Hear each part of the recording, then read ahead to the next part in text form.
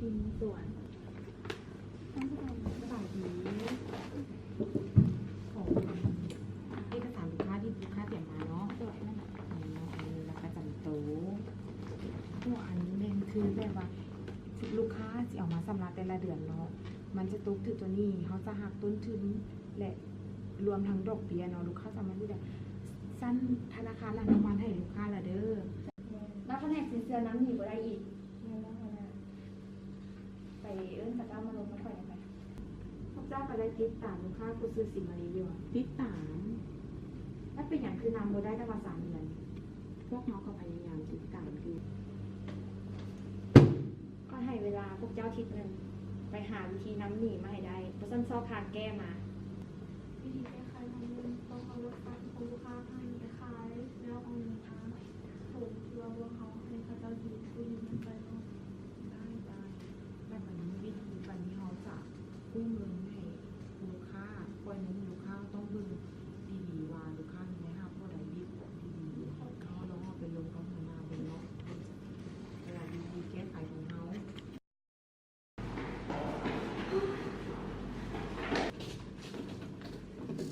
เสียมาคือว่าได้เนี่ยพูดถึงคิดดูมันยิ่งหนักกว่าจิบมาหาดีมาสวยตลอดเนาะเจ้านิสาหัวหน้าบอกให้ไปพบเดี๋ยวนี้สบายดีหัวหน้าก็มาเบิ่งการของเจ้าเดือนนี้เนาะการไม่ท่าประจำเดือนนี้เดือนนี้มันคือว่าการของเจ้าเป็นทักษะไล่คำนะเกี่ยวกับที่ของเจ้ามามาลงเพราะว่าถ้าพยายามที่ตื้มเป็นการของเจ้านั้นเนาะเอาสิใส่ตื้มว่าท่านมาเจ้ามาทักษะไล่ให้เป็นเท่าเรียนงานทักษะไล่ยางแดให้เจ้าให้มาใช้ปฏิบัติเรื่องการขึ้นตื้มนั่นนะมันท่านเป็นนี้ต่อไปที่ใดที่ต่อยขั้นรถยังไงนะกันหายเหตุกันโบเปลี่ยนแปลงนะ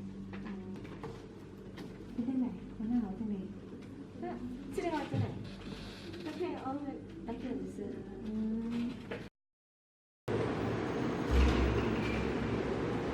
ไปอันนี้คือสูตรที่อาจารย์ให้เด้อเพราะว่าให้น้องในอาจารย์สอนตัวอย่างให้น้องลงสไลด์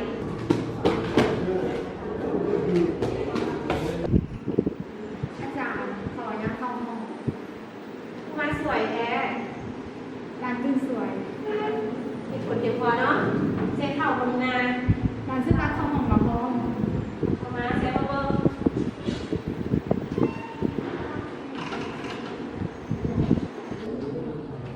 ไอฟิกน้องว่ามีอยากจะลงหรือไม่อยู่ไหนเพราะว่าไอ้ถึงมาจากห้องเลยวี2 หรือ 6เลยเนาะเพราะว่ามีนักเรียนคนหนึ่งนะเรามันมาซ้าวิชาเนาะเรามาซ้า2-3 เดือนอะไรเราซื้อนางอ่ะนักอภิรัตเราก็เคยซื้อเนี่ยอ่ะอันนั้นดูเจเนอร์นางอภิรัตน์เนาะที่ผู้ดูอาจารย์เจออาจารย์ประจำวิชาขึ้นห้องไปห้องเพราะอาจารย์ประจำวิชาขึ้นในแท่งหมาบอกอาจารย์ในนางอภิรัตน์เกี่ยวกับการขึ้นห้องการตัวบางหมวดทักษะเนี่ยอาจารย์ประจำวิชาคุณก็บอกอาจารย์ประจำห้องนี่ทักษะห้องอาจจะห้องเจ้ามานี่ได้เนาะเพราะว่าเกี่ยวกับขึ้นห้องเจ้านี่เนาะเราจะใส่ขึ้นตื้มเนาะนะมามันทันโมทันเวลาก็จะเป็นหินที่เผาเขาลงนี่จังไงเขาเลยทำกับเขาเอาจ้ามันเป็นอย่างเขาล้มนะเทียบใส่หลายเขาเจ็บทั้งขาเจ็บทั้งตัวเสียทั้งเงินเขาต้องเอาเงินไปเต็มโทรศัพท์อีกโทรศัพท์มันมีหลายมาจอดแบบแตกเลยแล้วส่วนนี้เขาต้องรู้มีเงินเข้าเลยเพื่อนแม่เขาขอดูแล้วอุ้ยจำปัญหาเขารวยเจ็ดเด้อ